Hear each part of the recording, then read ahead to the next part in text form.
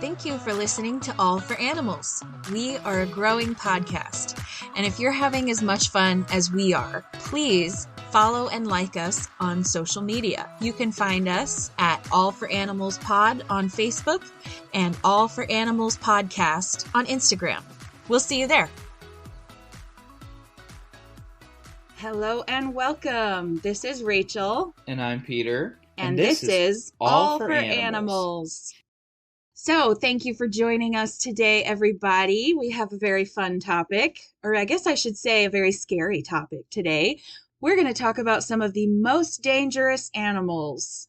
I'm sure some of the answers are going to surprise me. You're going to say some little arachnid or something that I would never even think of is one of the most dangerous animals on the planet. Well, so I'm ready. I think you should be pretty well, you might not have thought of these critters, but as soon as I start talking about them, I think you'll probably understand why they're dangerous. Sure. So let's dive on in. Excited. Our first critter is the humble mosquito. And did you just get itchy thinking about it? Because I most definitely did. Well, that's exactly what I meant. I knew it was going to be some sort of little tiny deadly little thing. Mm-hmm. And yes, the mosquitoes absolutely make sense. Yes, they are unfortunately a problem worldwide. The only place that they are not in is Antarctica. I wouldn't want to be there either. So that's okay. Yeah, I'm going to RSVP no to that. So there are over 2,500 different species of mosquitoes, which again, I'm just going to be itchy for the rest of the day thinking about these little boogers. And the universal consensus seems to be that these little teeny tiny mosquitoes are actually the world's most dangerous animal, as far as their death toll from all of the numerous diseases that they carry and then pass along to people. Diseases such as dengue fever, that Zika virus that was all over the news a few years ago, and chikungunya virus, which is very, very rampant in all of the entire African continent, yellow fever, elephantiasis, and of course malaria, which is, as most people are aware, the mosquito's most notorious contribution to the world. And I didn't know just how bad malaria is as far as death tolls, but it's apparently said that it kills a single person every single 30 seconds. That's a really high death toll. Yeah, that's a crazy statistic. Wow. Well, and one thing that you didn't mention, how do our animals get heartworm? Yes, that's actually, I have that further down in my notes. I was going to say, they're not picky at all. They'll bite birds and mammals and even reptiles. I didn't even think that they would be capable of getting through reptile skin, but apparently they can. And they are, in fact, responsible for spreading the deadly heartworms that about 300,000 U.S. dogs are diagnosed with every single year. And now, do you want to talk about how heartworm specifically gets transmitted into our pets? Yes, absolutely. So what happens is an animal that is already infected with adult heartworms, which means that they've had them for a while and they've been reproducing, is bitten by a mosquito. And in the blood that mosquito then is carrying around in its belly, there's going to be microscopic eggs. And those eggs then get kind of spat out, I guess, at the next buffet that the mosquito decides to land on. And if it happens to be an unprotected dog, then they will lay those eggs, those eggs will make their way into the bloodstream and they start to mature. And the eggs aren't harmful in and of themselves if a dog is already being kept on the heartworm preventatives. They'll just die and go away. But if they aren't on any kind of preventative, then those eggs are able to mature and turn into adults that then live in the various valves of the heart, clog it up, and over time cause congestive heart failure and all kinds that really hacking, deep cough and all of those nasty, like almost asthma type symptoms. Just a boatload, Yeah. of issues. Um, yeah, and I think that's kind of the misconception about why we keep our animals on a heartworm preventative. Mm-hmm. So the key word here is obviously preventative.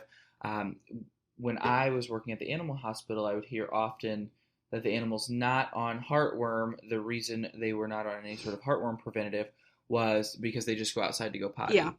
Well, how many times have you gone outside for 10 minutes to bring in groceries or whatever and you get bit by a mosquito? So, exactly what you just said, Rachel. Preventative isn't saying that they're not going to get exposed to the eggs, right? Mm-hmm. But it's to make sure that the heartworms, once they enter the body, are killed off immediately Mm-hmm. and that they don't evolve, And they don't excuse get me, to, so that they don't evolve yeah, they exactly don't get into to the become heartworms the that. invasive, scary adults and everything that actually cause all of the damage. Well, and not to mention heartworm treatment for adult heartworms in your animal, heartworm positive dogs, Yes. is extremely And expensive very and extremely, dangerous. extremely painful. Yes. Yes, and I actually dangerous. just had a client who she had only like a 2 month gap in her heartworm preventative, and her St. Bernard managed to come up heartworm positive. And thankfully, she's very on top of the vet visit. So it doesn't seem like she had been infected for very, very long. So hopefully her parasitic load was pretty low.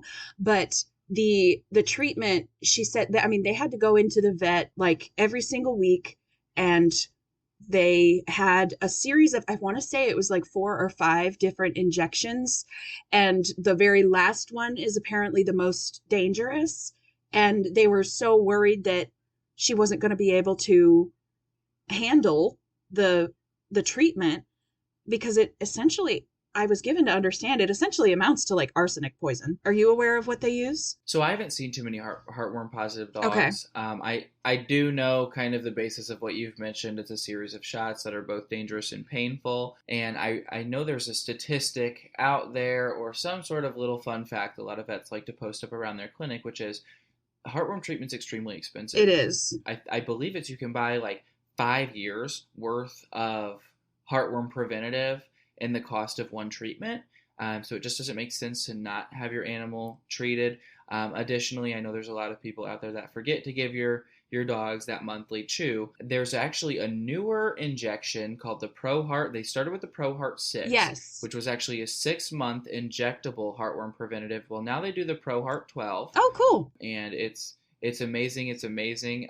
For those that are forgetful, I really strongly recommend you talk to your vet about the Pro Heart 6 or Pro Heart 12 injections.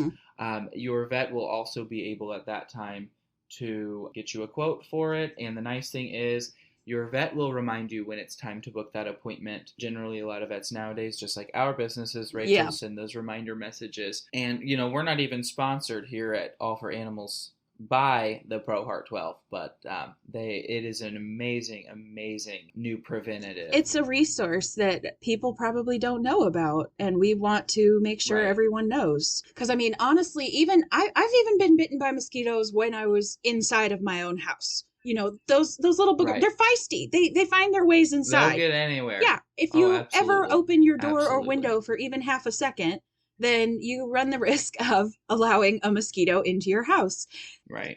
And for me, just like all of the vets and everybody says, the prevention is so much easier on your wallet, first off, and second off, on your dog itself, that it's a no-brainer. My dogs are all on heartworm prevention year round, because I mean, as everybody in Illinois knows right now, especially, our weather cannot be dependable at all. So one day it might be too cold for mosquitoes, the next it isn't. So in order to just mitigate that risk entirely, they stay on it all year round. And I always recommend that to my clients as well, because you cannot guarantee that absolutely every single mosquito is wiped out in weather that kind of bounces back and forth like this.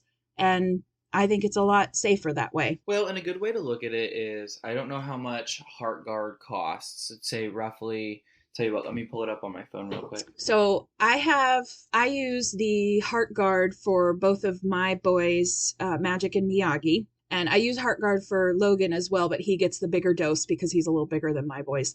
And theirs is usually about $50 for a 6-month supply. Yes. Okay. So we're talking about $10 a month to keep your dog on preventative. In my opinion, I just don't know that that's worth trying to skip a few months to Yeah. save those chews, for the future. And it does more than just prevent the heartworms as well. It's also a regular wormer. So if your dog has any contact with any grass or any other dog's period, and yes, remember I said Yes. grass, even if all they do is go onto their own grass, they will be exposed to other parasites like roundworms, hookworms, tapeworms, those types of things.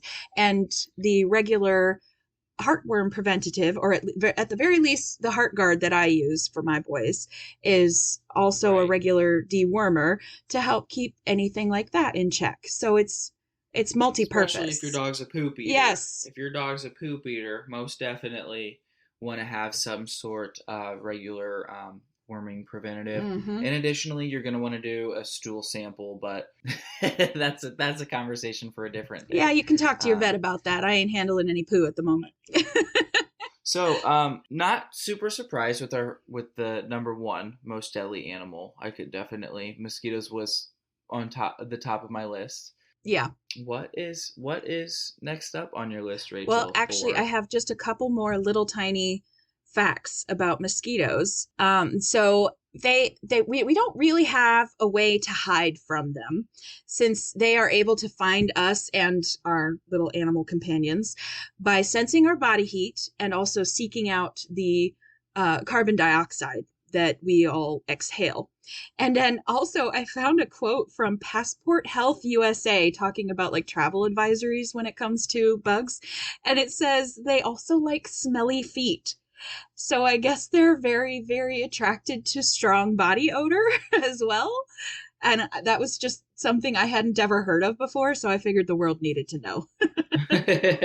And they are actually, mosquitoes are responsible for an estimated 2.7 million deaths worldwide every single year. And they are, like I said earlier, they're found everywhere in the world except for Antarctica. And they are extraordinarily adaptable. In fact, they're so unbelievably adaptable that they're able to develop immunity to the pesticides that we as humans are using all the time to try and knock them out. And so, like, they have to change up those pesticides all the time because the mosquitoes are just kind of like wafting through a cloud of poison, and they're like, whatevs. And that's incredible to me because they're so tiny. You wouldn't think that they'd be able to handle anything, Yeah, they're just they're hardy. They reproduce like mad. Mm-hmm. And the fact that they move about with flight. Yeah.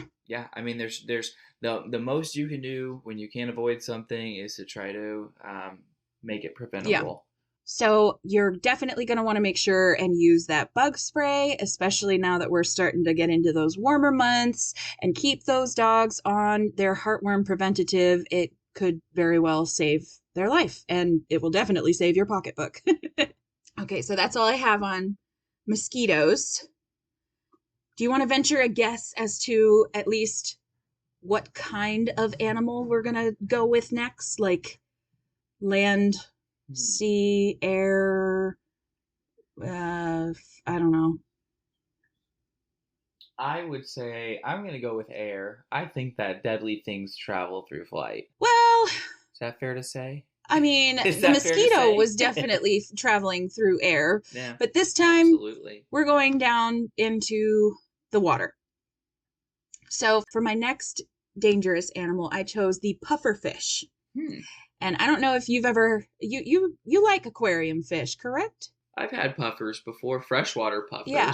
Well, even freshwater puffers can also be dangerous, which was something that was news to me. I was not aware that there were any freshwater puffers that had any of this toxin in them, but apparently they can. And many people have probably heard that pufferfish is sometimes considered, well, not sometimes, quite often considered a delicacy in Japan, and that only special licensed chefs are allowed to serve it because of its potential for toxicity. But I'm not sure if everyone is aware of just how toxic it can be and how excruciating the process of being poisoned by pufferfish can be. It's known as fugu in Japan, FUGU, and it's touted as the world's most dangerous and delicious food, apparently. And those specially licensed chefs that I mentioned earlier, they are even required to taste the sushi before they can serve it to you. And that's a high stakes performance evaluation that I don't think I'm comfortable with. Yeah, you got to be a confident chef. Yeah. And I tell you what. yes. So this toxin is called tetrodotoxin. It's kind of a mouthful. And it is so highly toxic to humans that it can actually be up to 1,200 times more poisonous than cyanide. Oh, wow. Yeah. A single pufferfish has enough toxicity to kill up to 30 full grown humans. And as if that wasn't bad enough, we don't have an antidote. There's nothing that can be done except for essentially trying to make sure that you still keep breathing if this happens to you.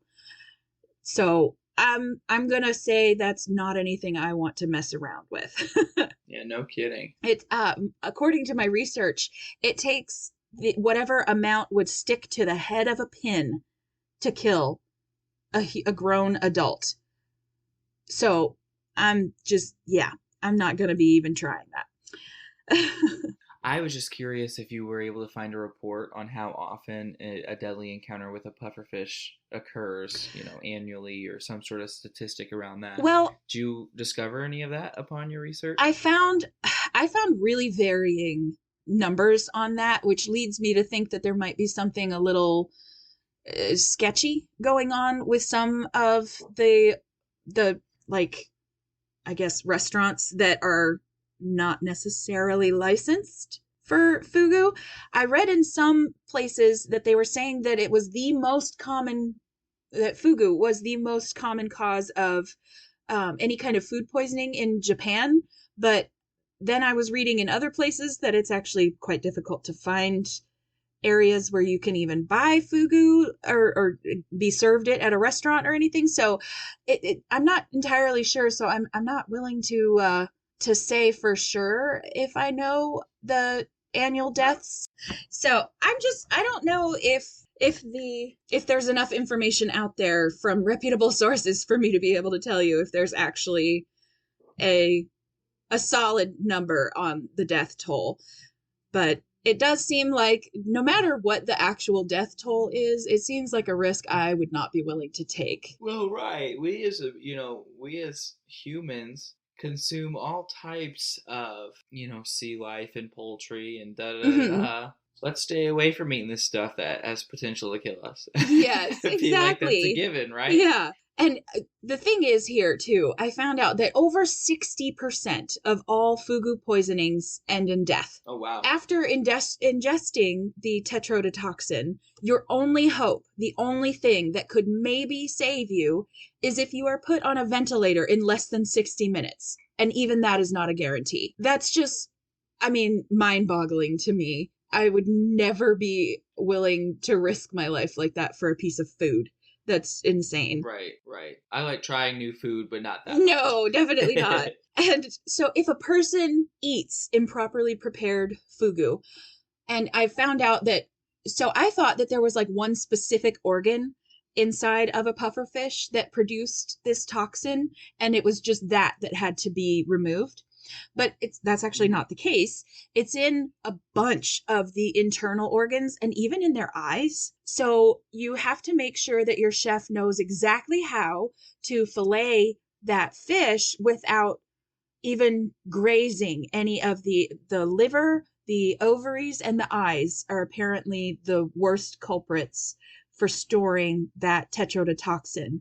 And if they even just poke it the wrong way, then it can release some of that into the actual flesh of the fish, and you wouldn't even know until either the chef who was supposed to taste it before you dies, or you do. Right. And the thing is, too, if a person eats improperly prepared fugu, symptoms don't necessarily appear right away. So even if the chef is actually tasting it like he's supposed to, it kind of doesn't really do anything to help you.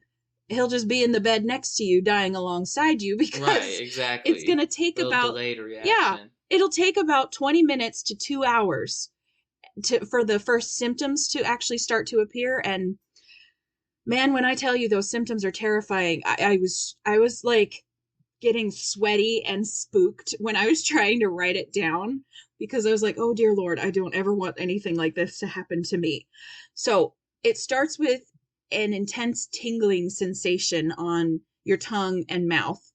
And that's due to the poison killing neurotransmitters that allow your tongue to translate like hot and cold and everything. And then you're going to start to experience dizziness and nausea, intense headaches and vomiting. And then after that begins the difficulty with breathing and a total loss of all motor functions, along with the autonomic functions, the things that we have no control over, such as your heart rate, digestion, and all of your other involuntary functions like breathing. Oh, jeez. And at that point, this person will also be completely paralyzed, but still entirely conscious and aware of the torture that is happening to them until the poison actually finally kills them, up to 24 hours later.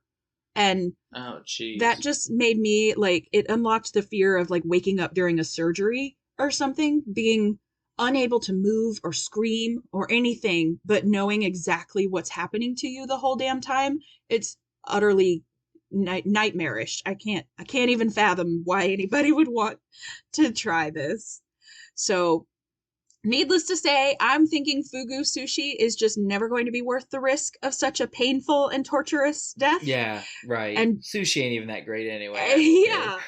And just in case anyone was wondering, you don't actually have to eat the pufferfish in order for the toxin for it to harm you. If a pufferfish feels threatened and turns themselves into their little pokey balloon, their spines will also ooze the toxin. So if you touch or step on them, if you're out in a tide pool or something, you would also potentially be in trouble. So I thought that was interesting, because I thought you had to eat it in order for it to be toxic, but apparently you can't even touch the dang things without them potentially being able to kill you. Right.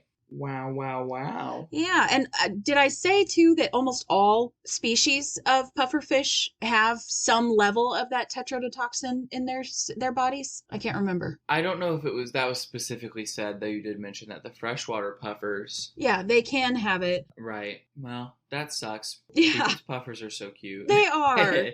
Well, and I'm Cute, fairly but certain there are deadly. laws, at least in the U.S., that venomous and poisonous critters aren't technically legal to sell. So I think the ones that you can find at like pet stores, don't quote me on that, but I'm fairly certain the ones that you can find at pet stores have to be toxin free, but I'm not entirely certain, and I was having trouble finding that out for sure. So, any guesses on our next critter?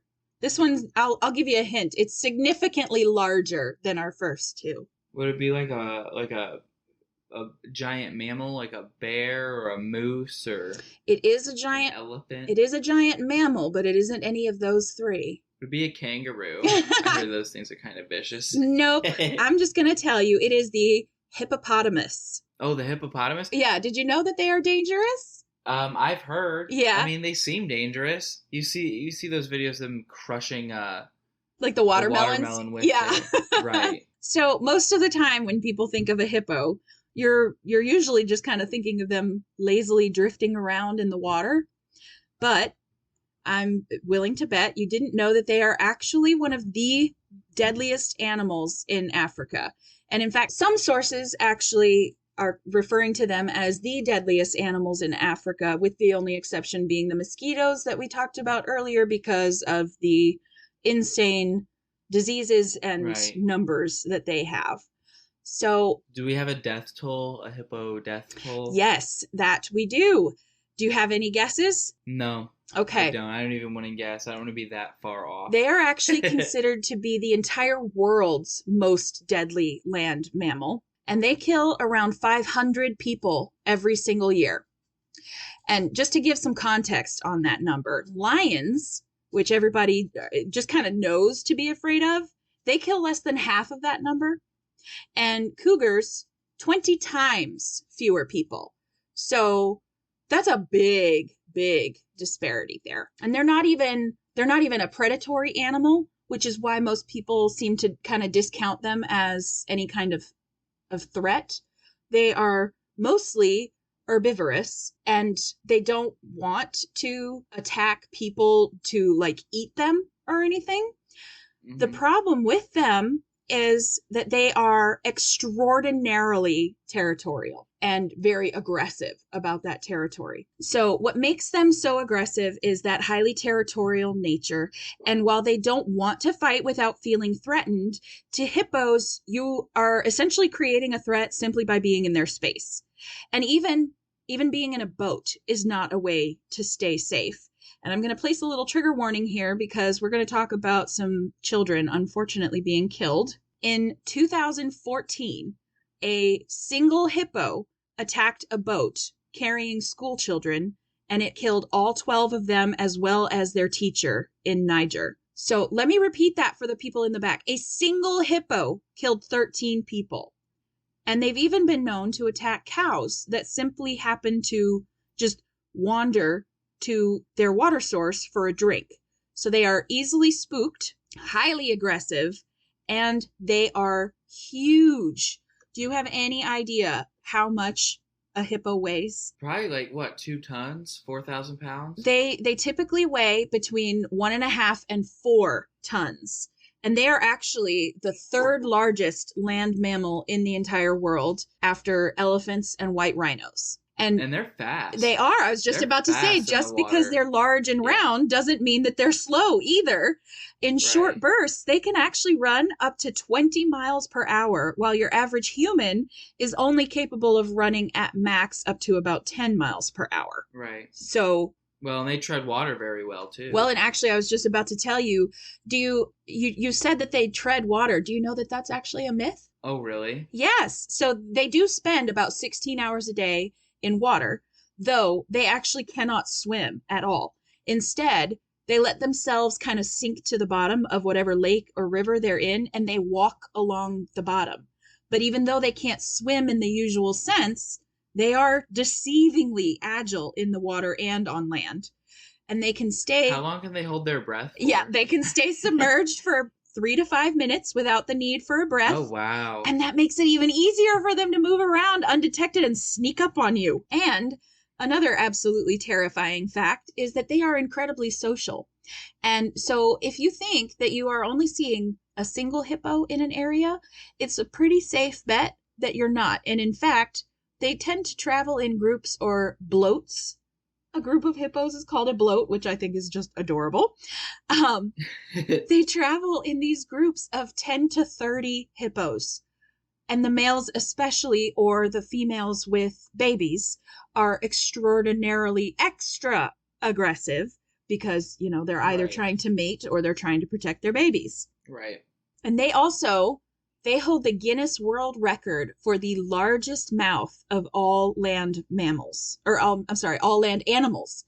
Their mouths can open up to 180 degrees, and that translates to being about 4 feet wide. That's just insane. Like, you could crawl into a hippo's mouth. Well, yeah. Have you ever seen those videos of them eating pumpkins and mashing Yes, watermelons? And oh my gosh, could you imagine the jaw strength that one of those animals has? it's What do insane. you know what their bite is? I mean, they'll bite through a watermelon like we bite through a grape. I mean, it's Yeah, insane. their jaw strength is 1800 psi. So that's insane. Like, everybody Yeah. talks about a dog's jaw strength being scary, and it definitely is. I mean, you and I have both seen the kind of damage that dogs can inflict on people, but their jaw strength is only about 230 to 250 psi. So massive difference. Like, Yeah. exponential difference. So yeah, they're I feel like It's kind of almost like that cornered animal in the back of a crate or something with hippos, where they're just like so on edge about their territory that it's too easy to spook them and make them feel threatened, and that just makes them extraordinarily dangerous. Right. Okay, so that's all of the facts that I have for hippos, as if that wasn't enough because they're scary and nightmare fuel. But we have one more critter today, and do you have any guesses? Give me another hint. Okay, this one's another land mammal, but it is smaller than the hippo by a lot. Another land. Is it a snake? No, nope, it's a mammal. I'm out of guesses. So this I one, give up. it's kind of in a different vein. It's very, very dangerous, but not in the way that you might be thinking. And that would be the deer. Oh. So you might be wondering if I've lost my mind, but bear with me. They are not dangerous for actually trying to attack people, but unfortunately, they are dangerous due to human roads encroaching on their natural habitats. Right. And they are responsible for over 200 deaths and around 30,000 injuries every year in the U.S. alone. Yeah. I know that for me, at least, there are several areas along my grooming route that I have to be like ridiculously cautious to avoid hitting deer. I see them all the time. Absolutely. Yeah. Yeah. I mean, well, and I was raised in a small town where that was everything. You got these hilly country roads, watch for deer. Yeah. Yeah. That's a good one, actually, because it's not the deer, it's themselves. It's just how they coexist on Earth with, like human day-to-day life. Absolutely. Well, and they're just, you don't think about them being deadly because they're just kind of goofy, dopey little animals that, wander out onto a main road. So it turns out, actually, that a lot of people do think that deer are either too stupid or too stubborn to move out of the way when a vehicle is barreling down the road towards them. But that's not the case at all. There's actually a scientific phenomenon that keeps deer from being able to actually see what it is that's coming towards them. Because deer are crepuscular, meaning that they are most active around dawn and dusk, their eyes are not adjusted to sudden bright bursts of light. Oh. They're adjusted to be able to see in really low light situations. Right. A deer's eyes have more rods, which perceive light, than cones, which perceive color. So they can see better during their more active hours. And when a car's headlights just like blast into their lights, the deer becomes temporarily blinded by that intense light, and they're going to just freeze and panic in place there until their eyes can finally adjust a little bit and they can once again find their way in the dark. But the problem there is obviously there isn't always enough time or space for the driver of the vehicle to safely avoid that deer. And I saw several references to those like dilating eye drops you sometimes have to get at the eye doctor. And then you have to wear those goofy sunglasses all day and your vision is super blurry. Right. And they said that was kind of a similar comparison to what happens when deer, when you get that whole quote unquote deer in headlights reaction. Right. And I know that I have hated having to have my eyes dilated. I've had to have it done a few times, and it's extremely disorienting. And that's even when I know what to expect and I've had time to prepare for it. I made the appointment. I knew that this was going to happen. So of course it's going to take an animal off guard. They don't have any of that prior understanding or warning. It's just sudden and out of nowhere. And it's not something that naturally occurs. So it's not something that an animal just living their life out in the forest is going to be able to just know to prepare for. Yeah. Right. And I actually found too. Interesting. According to headlights.com, when compared to human standards of vision, deer are actually legally blind. And oh, wow. Yeah. So according to research conducted by the University of Georgia, deer have vision of 2200. So that means that they can see something that's 20 feet away as if it were 200 feet away. And that is the same level of vision that would make a human legally blind. Interesting. Huh. Yeah, Learning a lot about deer. Learning a lot exactly. about deer today. Yeah. So I'm hoping that we're going to kind of help to dispel all of the myths about them being, too stupid or too stubborn or just, being a problem. They aren't trying to be a problem.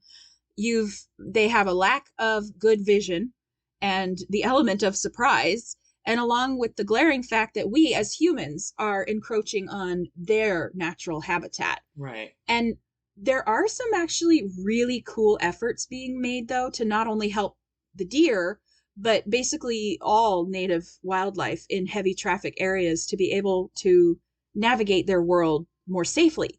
And do you know where I'm going with this, Peter? I think so. Continue. Let's see if I'm right. Okay, so all over the world, humans are trying to look out for animals as well as the humans who might encounter those critters by constructing wildlife bridges and tunnels over busy roads. Right. So the Yep. bridges are essentially just like any other overpass, but it's then covered in native nature. So all of the usual plants and flowers and trees and stuff like that that would be in a normal, like naturally occurring wooded area are then brought onto these spaces to make them more familiar and more quiet and appealing and helpful to the animals that are going to be using them. And people actually don't have access to these spaces once they have been finished, like built, just the animals, which also helps to keep the animals from being like spooked away from these places so that they feel comfortable enough to actually use them. Right. And the tunnels underneath those roads are usually actually invisible to the public, as they really should be, so that the critters don't get spooked off.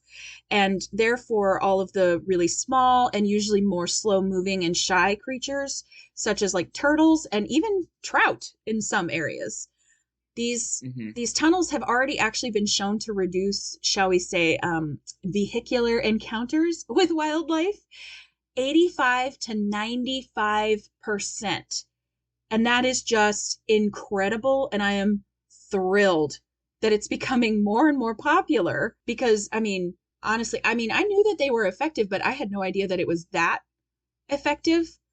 And that's just amazing. If it's that easy to do, I'm hoping that it becomes more and more and more commonplace. Yeah, no kidding. Especially with those numbers. Yeah. No one likes hitting the little ones either. No one likes hitting No. squirrels or skunks. You always feel bad. You always feel bad. I try to avoid it, but usually if I do hit the animal, I do check just to make sure it's gone because I don't want to lay there, have it lay there and suffer. Of course. Yeah. So, one of the things that has made this a little bit more difficult for certain areas to, I guess, receive the funding needed is that fencing is a very important part of the equation that helps to guide the animals to the bridges and tunnels. And it can be pretty cost prohibitive, but you can't argue with the results of 85 to 95% of reduction in vehicular collisions with animals. And they are literally all showing just how effective just giving our wildlife a safe place to cross can be, not only for the animals, but for us too. And the costs to build these structures are actually apparently paying themselves off over the course of about a decade by reducing the need for reconstruction after animal collisions. So it honestly seems to me like a giant win-win. And I think it's a fantastic idea, and I can't wait to see more of it being implemented. Absolutely. So that's my whole spiel on dangerous animals. And again, I keep finding things that I'm going to probably turn into a series. And I'll probably do some more installments on these because there's so many of them. And I like finding the ones that you wouldn't think of right off the bat. Because, yeah, Absolutely. everybody thinks of a If any of rattlesnake as dangerous, but not everybody thinks of a right, deer. right. If any of you listeners out there have a dangerous animal, obviously we didn't cover a whole lot today. There's a whole world of dangerous animals out there. And if you guys have a specific animal that you think is kind of an undercover dangerous animal or Again, something that we just wouldn't think of, feel free to write us in. I like that term, the undercover, undercover dangerous animals. Yeah, undercover, right? Yeah, feel free to write us in, and maybe we can create a research topic around that animal. Absolutely. Feel free to submit your ideas for dangerous, or I'm sorry, I'm going to use your term there, Peter, undercover dangerous animals Undercover. to allforanimals podcast@gmail.com. And thank you everyone for listening, and we'll see you next week. Yeah, thanks everybody. Till next time, pet people.